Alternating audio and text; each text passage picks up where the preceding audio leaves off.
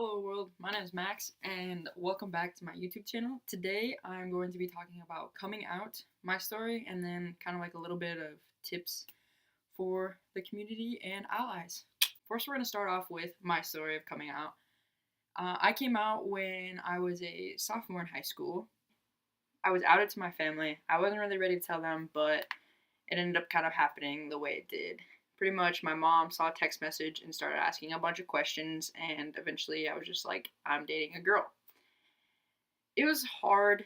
It was really hard, and for a while after I came out to my family, it was a lot of, it's just a stage. Why can't you just be friends? And then it just wasn't really talked about. And after that, they sort of came to terms with it when they realized, hey, you're actually dating this girl and it's been a while now, and I was starting to make choices and stuff like that. And then I came out after I was dating this girl for over a year. I came out to the public, and I just came out over an Instagram post. I don't remember the date exactly because honestly it wasn't really a big thing for me because I just kind of was like, I'm not a quote unquote flamboyant gay, so I kind of keep to myself, and pretty much like I don't remember the date, and I deleted the post, so I don't remember. And I came out and everybody was completely supportive. It was legit just another day. Like I came back to school and everybody was like, "All right." It wasn't a big fear thing for me as well because I knew a lot of people were accepting, and it was already like, okay, my brother came out as gay before I did, and I saw the way people reacted to that, and after that I was like, okay. So coming out wasn't a huge traumatic experience for me. I've been very, very grateful for that. And then I think I was I started realizing that transgender was a thing, and I was transgender when I was a senior in high school.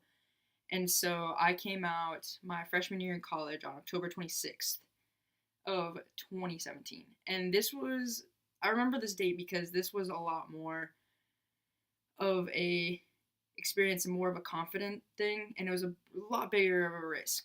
And it was great and it was fantastic, but it came to the same thing of people just thinking it was a stage. Really, what drew me to the point of coming out both times was just hiding behind somebody who I wasn't, and just continually having to lie about who I was and who I like. And so finally, I just came out, and I remember I was so scared. I was like shaking, and I finally did it, and I received again amazing support, and I can never thank my friends and family enough for how much they have supported me and everything. Although there is still a couple bumpy rides, I'll admit, like it's still hard to grasp that concept for my family too, that I am transgender.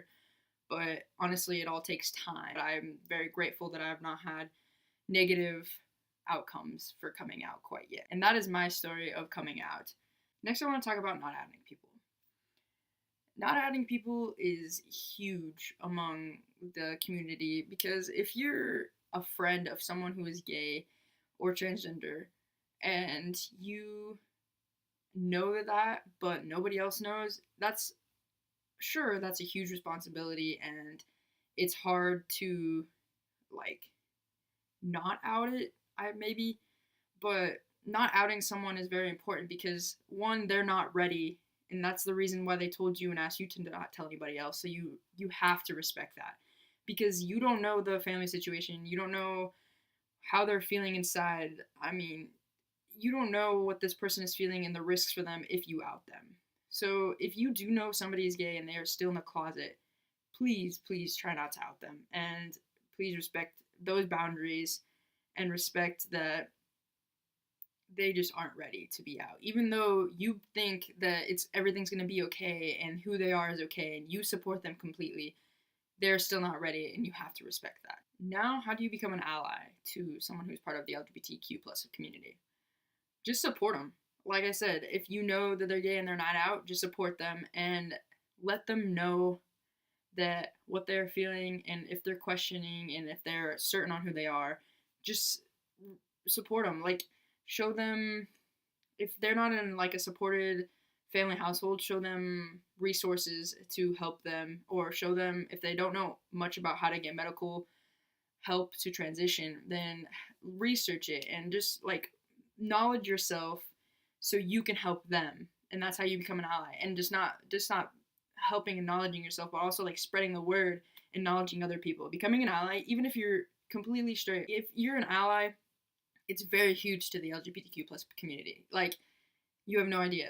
Being able to spread and having that backup not is fantastic support. And I know I was grateful to have a bunch of people who respected me and who still respect me, and having them as allies and helping like knowledge them, and when they can come to me to questions rather than just assuming is just great. I would much rather you ask me questions than assume what I like and what I like to be called. I respect that tremendously, and most people will respect if you come and ask them rather than just assuming. And just do your research, really.